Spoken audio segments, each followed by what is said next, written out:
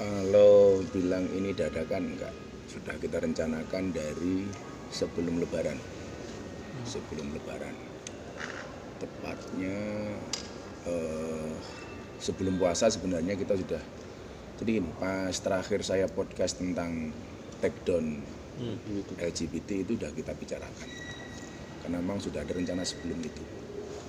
Kemudian mengerucut pas saya di Mekah, Sabrina WA saya untuk bisa membantu pelaksanaan di hari H, terutama terkait dengan dokumen Dedi yang mualaf, karena dulu belum sempat kita urus kan. Akhirnya kita urus supaya di buku nikahnya dia sudah tercatat sebagai muslim. Terus ya akhirnya berlanjut sampai kemudian hari H. Memang dari awal Mas Dedi menghendaki ya nggak usah ribut-ribut lah, yang penting kita nikah. Kira-kira begitu kronologinya.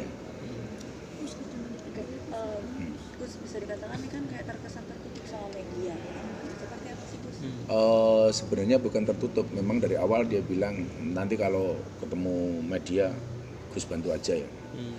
Karena memang dia pengen khusyuk, bahkan sampai jangankan media luar, medsos dia sendiri kan dinonaktifkan selama seminggu karena mau fokus di acara kemarin. Makanya bukan apa, kemarin ketika akad nikah itu yang hadir cuma sekitar 20-an orang, keluarga semua. Dari kedua pihak. Semua kedua pihak. Itu gimana Jus Pak suasananya? Boleh Suasananya ceritakan? sangat syahdu karena memang kita konsep begitu simple, di lokasi yang sama, cuman sekitar 20 orang. Saksinya kebetulan Pak Jaksa Agung, beliau minta saya untuk bisa menghubungi Pak Jaksa Agung karena memang Pak Jaksa Agung juga dulu saya kenalkan dengan Mas Dedi dan dekat, beberapa kali hadir di podcast kan. Kemudian sama Ayah Hendro Priyono. Kemudian full keluarga, gak ada orang luar sama sekali. Mungkin ya, kecuali saya. Keluarganya siapa? Keluarganya Sabrina, ada semuanya. Bapak ibunya Sabrina ada. Yang menanyakan langsung bapaknya Sabrina. Saya hanya dampingi, saya khutbah nikah. Kemudian yang sebagai wali langsung bapaknya si Sabrina.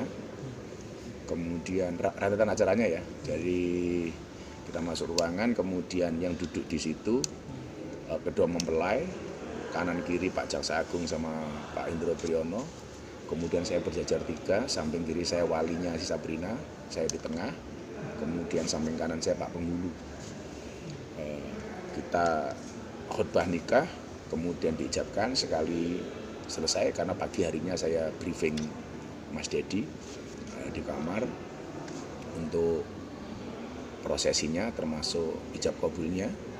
Kemudian setelah itu foto-foto dan saya nasihat pernikahan sekitar 15 menit, sudah selesai. Terus kemudian sore baru resepsi.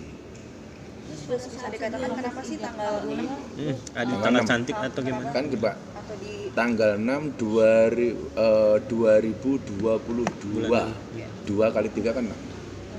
Makanya kenapa jatuhnya angka 6. Ini ada spesial khusus kenapa 6 gitu Gus? Enggak.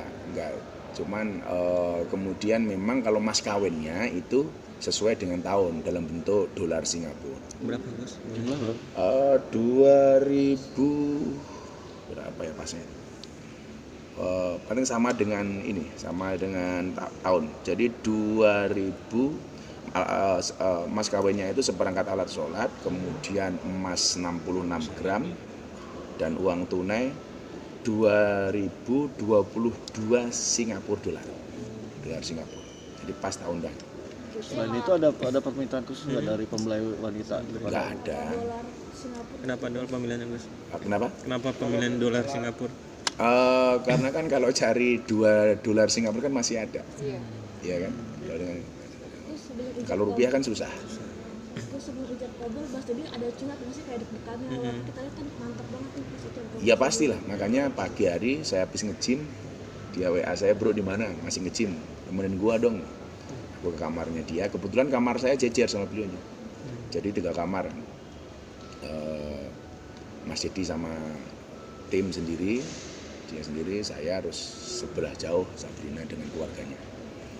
Itu ya dia curhat deg-degan. Saya bilang kan, lo kan udah pengalaman mata lopean. Terus akhirnya curhat ya bahwa kemudian biasalah kalau orang mau menikah kemudian banyak ujian atau banyak masalah kan biasa. Tapi normal-normal saja itu masih terkendali. Kemudian dia memang niat untuk meng-off-kan medsosnya itu dalam rangka fokus untuk itu. Fokus. Gus, ini emang dari setahun 2 tahun lalu mantepin di 2022 atau gimana sih? Saya sudah dari tahun pembicaraan? 2019 ngomong sama dia untuk segera menikah. Jadi ini perjalanan panjang. Tapi kan memang ada beberapa hal yang harus diselesaikan, umpamanya dengan masalah keluarga besar, masalah Aska sendiri supaya betul-betul mantap menerima ibu yang ini si Sabrina. Jadi ya lamanya itu karena proses pemantapan dan proses meyakinkan semua pihak, Aska sendiri, keluarganya Sabrina sendiri, dan lain-lain. Tapi alhamdulillah berakhir indah. Gimana respon Aska sendiri gimana? Aska, kebetulan pas saya lagi ngobrol sama Mas Dedi di kamar, dia datang. Terus saya bahas, saya tanyakan sama dia, how about your new mom? Dia ketawa, ya sudah. Dengan namanya kan Aska orangnya datar-datar gitu aja. Datar gitu aja. Dan masih sempat bercanda kan di postingannya, ketika posting wajahnya Sabrina nggak dilihat. Tapi artinya memang mengutarakannya sudah lama ya? Udah lama. Dan saya sendiri sebagai sahabatnya Dedi sudah minta sekitar tahun 2019. Saya minta setelah dia syahadat itu, saya sering komunikasi, gue harus ngapain lagi bro? Ya daripada ini muncul semua pertanyaan, ya kamu nikah. Makanya semalam itu, kemarin dan semalam kebetulan saya khutbah nikah, nasihat nikahnya 2 kali. Jadi semalam habis akad dan kemarin habis akad dan malamnya ketika acara resepsi dibuka sama opening Mas Dedi sama Sabrina sendiri langsung. Kemudian saya diminta untuk berdoa dan memanjatkan syukur serta memberikan nasihat ketika resepsi itu. Saya bilang ini perjalanan panjang dan masih tak garapi gitu. Mungkin ada pertanyaan dari para hadirin, saya bilang, kenapa ini privasi, kenapa kok begitu sederhana dan undangannya nggak banyak, cuma 50 orang, 50 seat semalam. Nah, saya bilang sama Dedi, ini saya nggak tahu ini benar-benar pengen privasi atau karena nggak ada anggaran atau karena budget terbatas. Tapi kemudian saya bilang, ternyata saya tahu jawabannya adalah bahwa pernikahan itu tidak harus mewah, yang penting sah. Yang wajib itu mahar, bukan mahal. Ah, Dedi seneng banget. Bener lo bilang ini bukan. Ya cuma 50 orang. Itu emang konsepnya intimate wedding. Iya, jadi padahal saya tahu gitu, begitu banyak vendors, begitu banyak TV yang menawarkan dia untuk live seperti artis-artis yang lain, beliaunya nggak mau. Bingung. Sekarang kemarin saya nggak mau lah bro, udah saya pengen ini sakral, nggak mau diributin dengan non teknis. Termasuk ada beberapa pihak manajemen TV yang kontak saya, bisa nggak sih kalau ada jadi nikah di live nanti gimana dan lain sebagainya. Jadi itu betul-betul core of the core, intinya inti keluarga. Dan saya tamu sendiri kayaknya kalau namanya Kakak Lina gitu terus ada perkembangan nggak ada. Saya tanya, bro kenapa nggak ngundang teman artis sama sekali? Lo kebayang nggak bro, teman gue itu banyak. Kalau gue undang satu, yang lain pasti mau diundang. Jadi yang mau khusus nggak jadi kan. Jadi bukan gue nggak respect sama mereka, nggak menghormati mereka. Gue hormat, justru karena gue menghormati mereka nggak tak undang, nggak mau ngerepotin. Ya kalau Dedi ngundang satu teman kan pasti yang lain ngiri kan. Nah, makanya alasan itulah kemudian nggak ngundang yang lain. Atau nanti kali Gus di lain waktu gitu baru resepsinya, pestanya. Sampai hari ini nggak ada. Belum ada. Ya resepsinya semalam itu sudah. Oh, udah sekalian. Sekalian. terus katanya souvenirnya menarik kalau boleh Perhatian. Souvenirnya parfum. Souvenirnya parfum. ada arti tersendiri. Ya biar keluarganya wangi lah, nggak kayak keluarga. Tapi katanya hadiah dari Gus akan mengumrohkan, misalnya berangkat umroh haji. Saya bilang, lo minta hadiah apa mah dari gua? Mau haji, mau umroh, gua jabanin, saya bilang. Udah lantar gampang. Gitu. Kan dia tanya, lo minta kado apa dari gua? Saya bilang, gua udah sering ngerepotin, lo malah mau minta kado, dia bilang. Ya, alhamdulillah itu. Kalau dari daftar undangan tuh mungkin yang orang luar semalam resepsi itu ada Pak Andro Priyono dengan Mas Dias, kemudian ada Mas Gilang sama Mbak Sandi. Karena kebetulan Sandi ini sama Sabrina dekat banget. Sehingga dia datang. Ya cuman itu, kebetulan saya satu meja dengan Mas Gilang. Terus siapa ya? Ya keluarga semua lah. Ya cuman itu tok.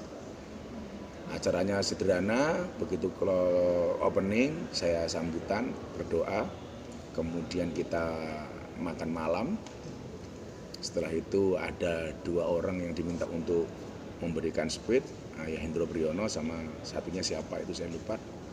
Terus kemudian diakhiri dengan semua tamu foto-foto di stage. Dan sampai ini saya belum dapat fotonya itu, karena masih dipredali satu-satu masih di.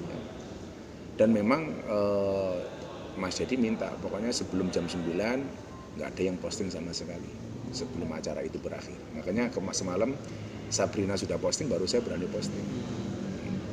Karena memang permintaan Mas Jadi. Berarti acaranya dari sore ya? Dari pagi. Oh, dari pagi. Akadnya Akad jam sekitar kita mulai jam 10. Kita mulai jam 10. On time kemarin akadnya sekitar jam 10.15, kemudian jam setengah 11 saya nasihat pernikahan. Ada adat ini proses Nggak ada. pemantapannya seperti apa sih Gus? Pemantapan dari Mas Dedi sendiri apa? Ya karena Mas Dedi pernah punya pengalaman yang gagal kan, pernah divorce, ya tentunya lebih berhati-hati kan, lebih berhati-hati. Makanya nasihat pernikahan saya banyak soal itu kan, saya bilang banyak perempuan mencari suami soleh, banyak laki-laki mencari wanita solehah. Pertanyaannya adalah kenapa mencari bukan menjadi? Kenapa mencari bukan menjadi? Ya menjadi soleh, menjadi soleha. Jangan mencari yang soleheh atau mencari yang soleh. Itu salah satu nasihat pernikahan saya ke mereka. Tapi kalau pemantapan dari Kak Sabrina sendiri seperti apa? Tentunya ada hal-hal yang kemudian menjadi pembicaraan mereka berdua ya. Tapi detailnya saya nggak memahami, tapi yang jelas overall fine lah. Kalau menurut Dedi nggak ada masalah. Ya biasa lah. Gitu. Mungkin ada permintaan ini itu ya biasa kan sebagai calon istri. Gitu. Tapi kelihatan banget setelah akad itu Dedi sama Sabrina begitu bener-bener lega. Gitu. Bener-bener lega.